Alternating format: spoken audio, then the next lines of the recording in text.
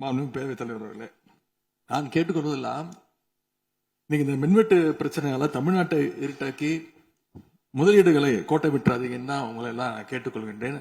அது மாதிரி நம்முடைய மின்சாரத்துறை அமைச்சர் 2 நாட்கள் பொறுமையா இருங்க, 2 நாட்கள் பொறுமையா இருங்கன்னு சொல்லும் போது எனக்கு அடுத்த 2 நாட்களுக்கு தமிழ்நாட்டில் மின்சாரம் இருக்குமா இல்லையா, இல்ல நாங்க எல்லாம் பொறுமையா இருக்கணும்னு அதை சிம்பாலிக்கா சொல்றாரா அப்படிங்கிற சந்தேகம் எனக்கு இருக்கு.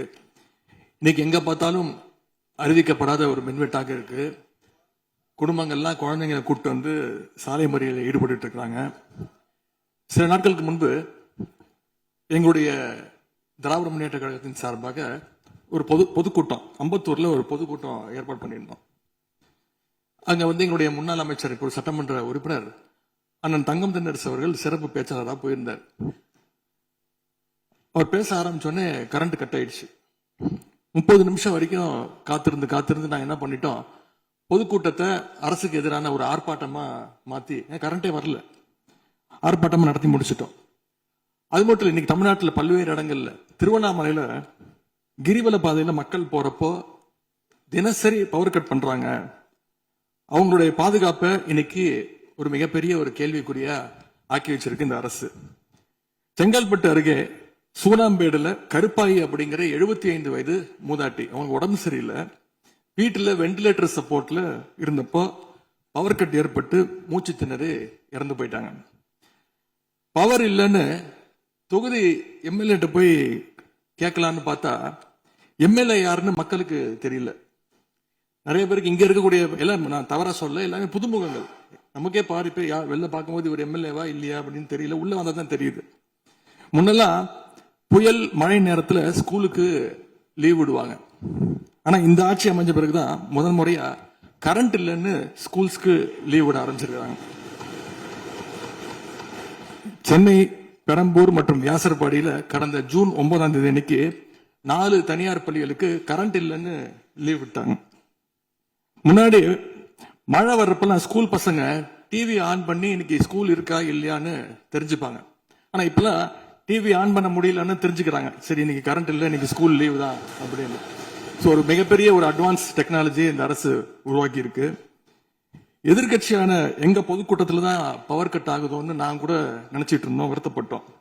ஆனா அமைச்சரவையில இடம்பெற்றிருக்கக்கூடிய விடுதலை சிறுத்தைகள் கட்சியுடைய தலைவரான அண்ணன் திரு தொல் திருமாவளவன் அவர்களும் பவர் கட்ல பாதிக்கப்பட்டிருக்கிறார்.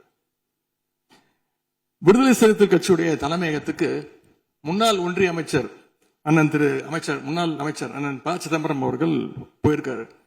ஒரு உள்ள போனோடனே கரண்ட் கட் ஆயிடுச்சு. கிட்டத்தட்ட 1 மணி நேரம் 2 பேரும் இருட்டிலே உட்காந்து பேசியிருக்கிறாங்க. கரண்ட் வருமா வராதான்னு, ஏசி ஓடல, வேர்த்து கொட்டி 2 பேரும் பேசிட்டு இருந்திருக்காங்கன்னு அண்ணன் திருமா அவர்களே பதிவு போட்டிருக்கிறார்.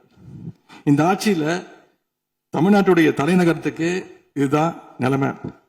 பவர்ல ஷேரிங் கொடுத்த ஆளுங்கட்சியால அவங்க அமைச்சரவையில் இருக்கக்கூடிய கட்சியுடைய அலுவலகத்துக்கு பவர் கொடுக்க முடியாம இன்னைக்கு தடுமாறிட்டு இருக்கிறாங்க. ஏன் இன்னும் சொல்ல போனா 2 நாளைக்கு முன்னாடி ஆளுங்கட்சியோட ஹெட் ஆபீஸ்லயே கரண்ட் கட் ஆயிடுச்சு. அப்போ அங்க வந்தவங்க எல்லாம் ஆளுங்கட்சியா இருந்தும் பனையூர்லயே பவர் இல்லையேன்னு புலம்பிட்டு போனதாக தகவல் வந்திருக்கு. ஆக மொத்தம் இன்னைக்கு தமிழ்நாடு லிட்டரலா ஒரு இருட்டுல மூழ்கி கிடக்குது.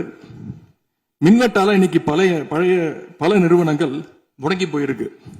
குறிப்பா எம்எஸ்எம்இன்னு சொல்லப்படுற குறு சிறு நிறுவனங்கள் எல்லாம் என்ன பண்றதுன்னு தெரியாம புலம்பிட்டு இருக்கிறாங்க. ஏற்கனவே மேட்டூர்ல ஜூன் 12ஆம் தேதி நீங்க தண்ணி திறந்து விட்டுருக்கணும், திறந்து விடல. மின்வெட்டால மோட்டார் பம்ப் செட்டு மூலமும் விவசாயம் பண்ண முடியலன்னு விவசாயிகள் இன்னைக்கு போராடிட்டு இருக்கிறாங்க. மின்வெட்டுக்கு ஒவ்வொரு நாளும் ஒவ்வொரு விளக்கத்தை இந்த அரசு சார்பாக கொடுத்துட்டு இருக்கிறீங்க. லோடு அதிகமா இருக்குன்னு சொன்னாங்க. இன்னும் ஒரு படி மேல போய் இன்னைக்கு ஃபியூஸ் கேரியர் எடுத்துட்டு போயிடுறாங்கன்னு சொல்லிட்டு இருக்கிறாங்க. இப்படி சொன்னதும் இந்த ஆட்சிக்கு வெளியில இருந்து ஆதரவு கொடுக்கக்கூடிய மார்க்சிஸ்ட் கம்யூனிஸ்ட் கட்சியை சேர்ந்த எழுத்தாளர் திரு ஆதவன் தீட்சணை அவர்கள் ஒரு பதிவு போட்டிருக்கிறார். என்ன தெரியுமா எழுதியிருக்கிறாரு, கேரியரின் உச்சத்தில் ஆரம்பித்து டிஃபன் கேரியர்ல போய் நின்று இன்னைக்கு ஃபியூஸ் கேரியர்ல முடிந்திருக்கக்கூடிய ஆட்சி அப்படின்னு திரு ஆதவன் தீட்சண்டே எழுத்தாளர், மார்க்சிஸ்ட் கம்யூனிஸ்ட் கட்சி அவர் சேர்ந்தவர் பதிவு போட்டிருக்கிறார்.